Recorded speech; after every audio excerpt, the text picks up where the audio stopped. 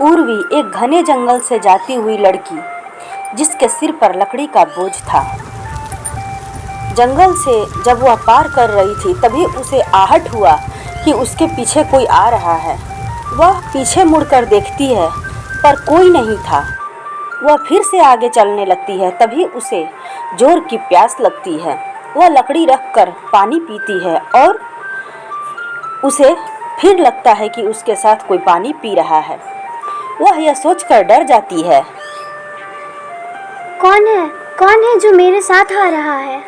कोई आवाज नहीं आता है और वह आगे चलने लगती है। चलते चलते वह अपने झोपड़ी में आ जाती है और यह सोचते हुए कि कौन था आखिर। फिर वह अपनी बूढ़ी और अंधी माँ के लिए खाना बनाने लगती है और खाना अपनी माँ को देती है। तभी उर्वी कहती है, माँ, मुझे लकड़ी बेचने बाजार जाना है। और यह कहकर उर्वी चली जाती है। अभी दोपहर ही बीता था। एक व्यक्ति उसके झोपड़े के पास आकर खड़ा हो गया और कहा, कोई है क्या? बूढ़ी माँ बोली, कौन? वह बोला, मैं राह में जा रहा था, मुझे प्यास लगी है, क्या पानी मिलेगा? उर्वी की माँ बोली, हाँ बेटा, तुम मेरे कमरे से पानी ले लो। युवक जाकर पानी पी लिया। युवक जब कमरे में गया तो देखा कि कमरे में खाने को कुछ भी नहीं है। तो उसने पानी के घड़े में सोने के सिक्के डाल दिए और चला गया। शाम होते ही उसकी लड़की उर्वी आई तो वह पानी के लिए घड़े को कुएं पर ले गई। तब उसे लगा कि घड़े में कुछ है। जब वह घड़े को देखती है तो उस घड़े में सोने के सिक्के मिलते हैं। वह सिक्के को रख कर पानी भर लेती है और घर आ जाती है। घर आकर कहती है, माँ, मैंने आज घड़े में सोने के सिक्के देखे हैं, ये लो, क्या घर में कोई आया था? माँ कहती है कि हाँ, एक व्यक्ति आया था, वह पानी पिया और चला गया। उर्वी कहती है, शायद वही व्यक्ति सोने के सिक्के डाल गया होगा। यही सोचते सोचते उर्वी को नींद लग गई और फिर सुबह हो गई। उर्वी सुबह का खाना बनाकर जंगल चली गई लकड़ियाँ लाने। उर्वी को वैसा ही महसूस हुआ जैसे कोई हो वहाँ। इस बार उर्वी सतर्क थी। वह समझ गई थी कि यह कोई भ्रम नहीं है, बल्कि जरूर कोई है। वह लकड़ियाँ चुनकर एक गट्ठर बना ली और अपने घर की ओर रोज की तरह जाने लगी।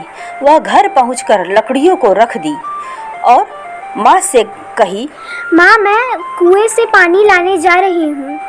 माँ ने कहा, ठीक है, जाओ। उर्वी मटके को लेकर चली गई।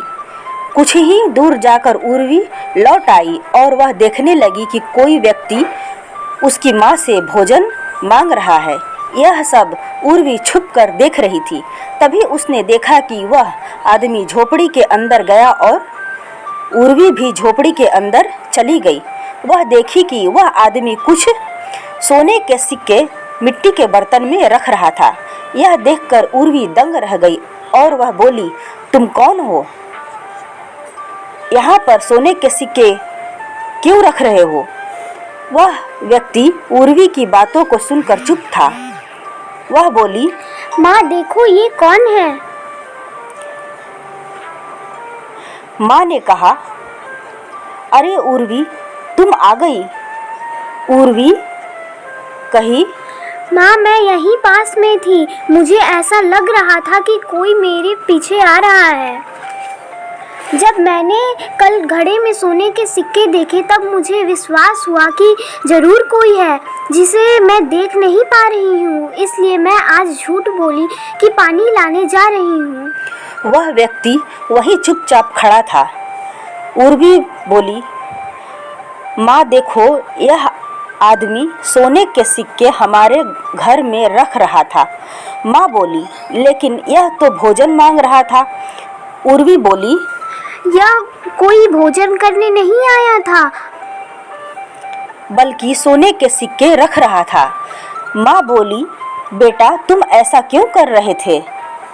वह व्यक्ति बोला, माँ मैं आपकी ईमानदारी से बहुत प्रसन्न हूँ, इसलिए ये सिक्के रखने आया हूँ।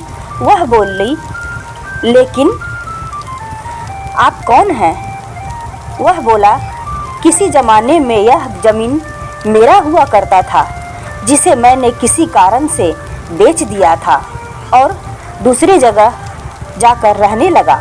बूढ़ा होकर मैं मर गया। एक दिन मुझे याद आया, चलो अपने इस ज़मीन को देखते हैं जाकर। मैंने यहाँ देखा तो तुम और तुम्हारी माँ बड़ी गरीबी से रह रही हो, लेकिन बहुत ही ईमानदारी से यहाँ पर रहती हो। इसलिए मैं तुम्हें रोज देखता था जब तुम कहती थी,